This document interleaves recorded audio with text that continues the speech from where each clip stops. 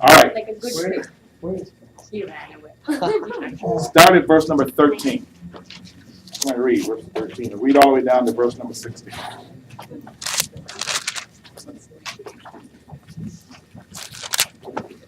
But also some of the Jewish exorcists who went from place to place attempted to name over those who had the evil spirits the name of the Lord Jesus, saying, I adjure you by Jesus whom Paul preaches.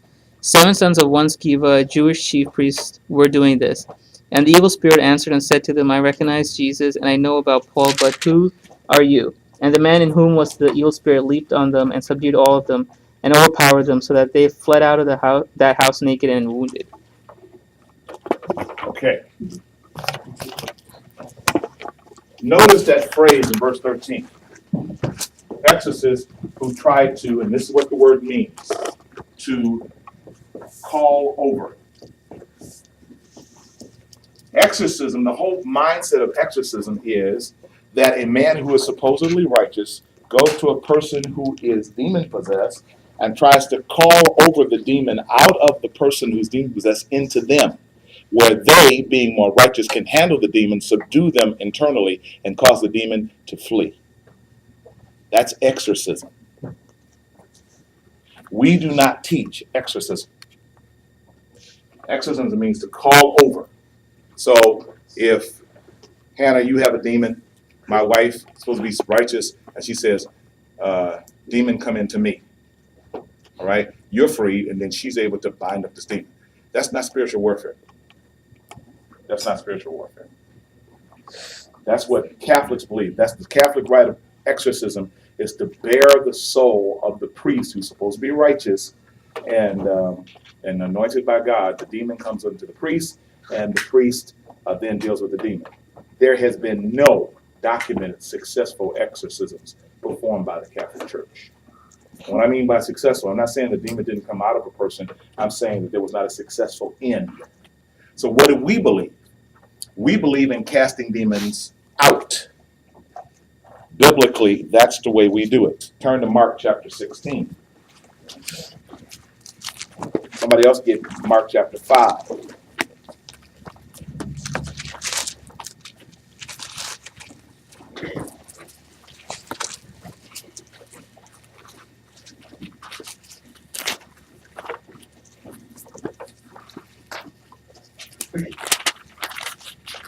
Mark 16, look at verse 9.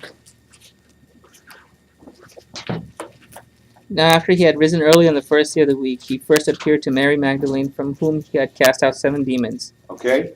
Whom he had cast out 7 demons. Rarely have I ever seen a demon, only one demon possess a person. Rarely. Once I saw it, a demon had taken over one person, and I said, Ma, why do you have only one demon? She said, I don't know. Just kidding. Who's got Mark chapter 5? Mark chapter 5.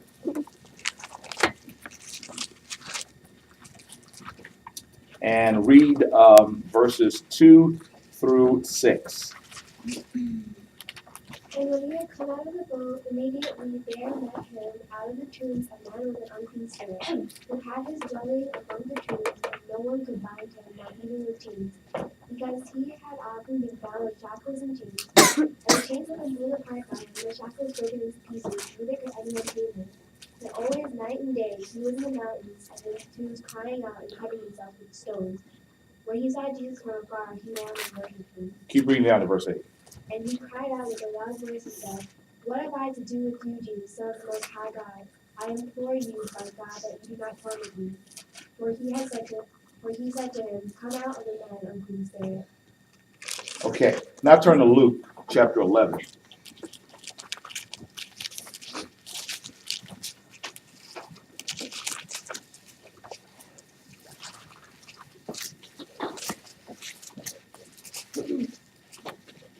Look at verses 24 through 26.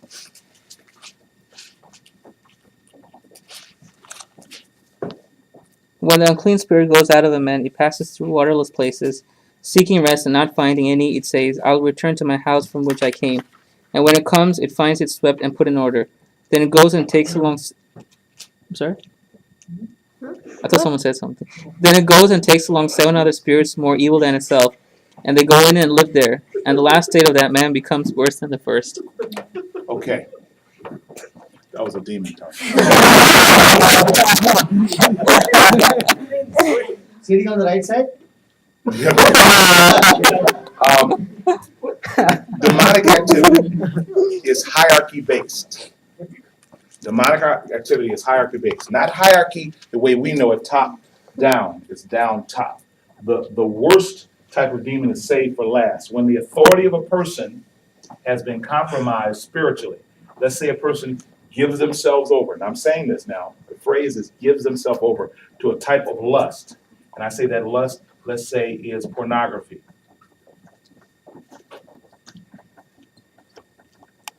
Okay, I'm not saying the first time you watch pornography you become demon-possessed, Prince. What I'm saying is that when you give yourself over to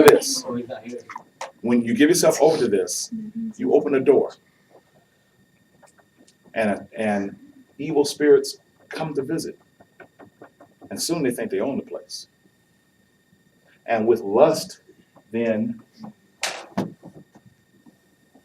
comes, and this becomes an abomination.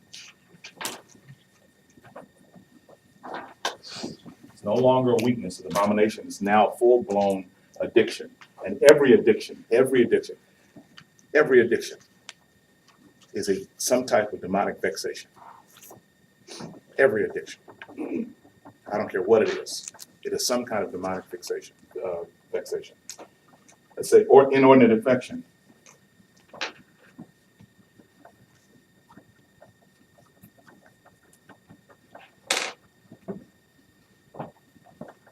Inordinate affection. Adultery.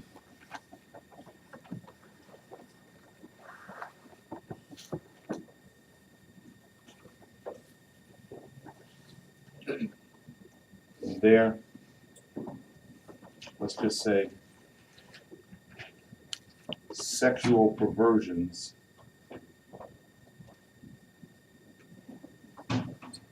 of every type.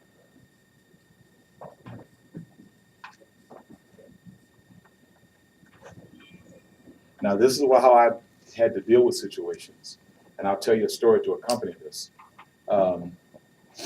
When demonic activity manifests itself, it manifests itself at its lowest level. It manifests itself at its lowest level. These are all controlling, but it manifests itself here. Okay? Why? Because when you see this, you cast this out and say, yay, the lust of the pornography demon is gone. And the others remain quiet. And they still control the person. And then if it happens again, when a person gets dealt with, it's dealt with here. And then here, and so on and so forth. But notice what it says, that when a demon is cast out of a man, there needs to be somebody else to take up residence. That's why I asked the other day, who is your strong man? Because there has to be somebody who comes along and fills this vacancy. Somebody that's in control. And when that happens, demons don't have the power to come back and bring back 7 far worse. One of my closest friends in the world, his name was Dudley Williams. Dudley, raised in the assemblies, good kid. His father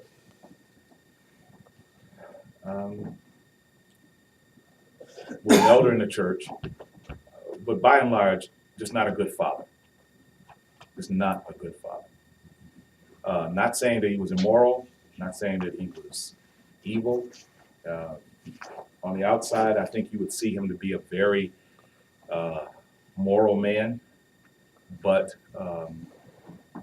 had traditions and cultural expectations that his totally assimilated sons and daughter just didn't want. You know, he despised Dudley because Dudley was darker skinned.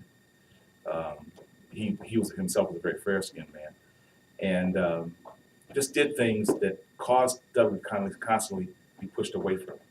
Dudley was extremely bright. He was given a full ride scholarship to one of the most prestigious schools in the Midwest, and that school's in Detroit. That wasn't enough. Father didn't want him to be an engineer. He wanted him to be a doctor. Well, Dudley didn't want to be a doctor. He wanted to be an engineer. Well, anyway, Father kept pushing him away. Dudley started to get sexually active. Girls, he was a handsome young man. Girls found him attractive, and that happened late in his middle 20s. And he drifted away from the things of the Lord. Although I loved him deeply, I let him know, if you're going to live that kind of life, our fellowship is cut off. And he considered me like a big brother. Well, a year or so went by, didn't see Dudley as much as I wanted to. And about 4 a.m. one morning, he calls me. Dwight, can I see you? Sure, Dudley. See me, come over about 9 o'clock. No, I need to see you right now. Why is it whenever people have problems, it's always in the middle of the night? Anyway, Dudley, you should, Dwight, please. Okay, Dudley, come over. How long is it going to be? About 3 minutes. I'm at the phone booth right outside your house. Great. So he comes in. I've never seen Dudley this antsy before, just all over the place. And I said, Dudley, what's the matter? Dwight, I had to get money. I just had to get money. I had no choice. I had to get money. What are you talking about, Dudley? He was going to kill me. What are you talking about? This is what happened. The guys on Dudley's block had broken into a guy's BMW and stole his very nice radio system. And when the guy came looking, what's going on, they said, oh, Dudley did it. And Dudley was very good at cars. He could fix anything in a car. So Dudley's coming home one day, and this guy sneaks up behind him with a gun to his neck and says, I'm giving you 1 week to give you money. And I said, what are you talking about? That 1 week, I'm going to blow your head off. And scared Dudley to death. So Dudley's story is, so Dwight, I had to do something. Dudley, what did you do? You rob a bank? You kill somebody? No, I got a job. What's wrong with that? I need a job. Great. Wonderful. You're making money. No, Dwight. I got a job at the adult bookstore on 8 Mile Road. You did what? Yeah, I got a job. What kind of job? Well, back then, DVDs were not popular. Videotape was. And it was a common practice of people in that line of business to open up the video box, put in blank tape, and replace the video that they just seen, and they give back. So Dudley's job was to review every bit of every nasty, filthy, pornographic movie that came in to make sure it was legitimate. Now, back then, they were paying him like $15 an hour. This is in the early 90s. So he's making good money at it, but every single day of his life, for 9 hours a day, all he was doing was reviewing filthy, X-rated movies. Okay. The kind of filthy people coming in there for peep shows and watching dirty movies and all kinds of perverted garbage. The guys that worked there were perverted. Just like Lot, his righteous soul was being vexed daily by the filthy lifestyle of